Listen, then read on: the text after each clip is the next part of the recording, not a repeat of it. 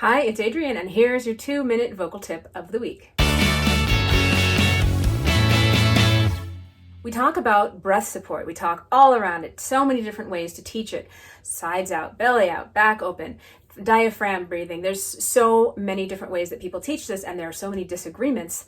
So here's a way to feel and use breath support without really understanding what's going on. All you have to do is apply some occlusion to your airflow. So occlusion means an obstruction to your airflow. So let's take something like a V, like okay? So the lips are creating the obstruction to the airflow. And if you make that sound, you can feel your respirators engaged. So try that. Put your both hands on your torso, kind of spread wide, feel where this is all happening, and say, and you should feel those muscles engage, right? Now let's put that in an octave slide. Watch a spit happening right now. And you do want to have some resistance there so you can feel your muscles, your respirator muscles working. So now what we're going to do is take away the occlusion and go to a small vowel and keep the same support. So we'll go v, and then we'll go, let's try an oo. So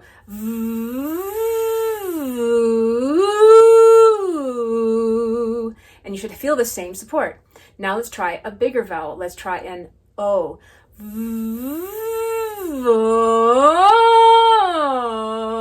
I'm breaking a little bit right now because I've been working on Nail Every Note constantly for solidly for the last month, pretty hard for the last 3 months, and I haven't been singing enough. And when I don't sing enough, my break comes back. It's bad. You gotta practice, says the vocal coach. So anyway, now we're going to go to a bigger vowel. And the reason we're going to bigger vowels is because those small vowels like E and Oo have only a small passageway for the air to go through. So it's not exactly an occlusion like a consonant is, but it's still more resistance. Like if you tried to send the same amount of water through a tube that's this big versus a tube that's this big versus a tube that's this big, the pressure would change depending on the size of the tube, right? If it's the same amount of water, bigger tube, less pressure. That's basically what's happening with your air here. First, we're giving lots of occlusion, so it's like a little tiny tube that you're sending your air through. That's why straw exercises work so well. And then we're opening up to bigger vowels, but we're still trying to keep the same support. With air support, we're not trying to push air through. We're trying to feel that sense of support and then maintain it, not squeeze it hard. All right, so it's more of an isometric contraction, which means holding in place, and less of a push the air on through the tube kind of feeling. Hope that all makes sense. Anyway, back to it. This is already 4 minutes.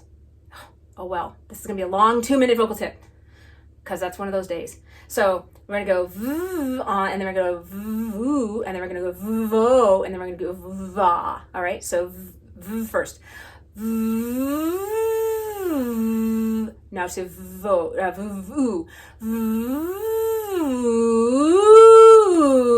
now to o. Still feeling that support. Now to ah. I'm so embarrassed about that break in my voice. Oh my gosh.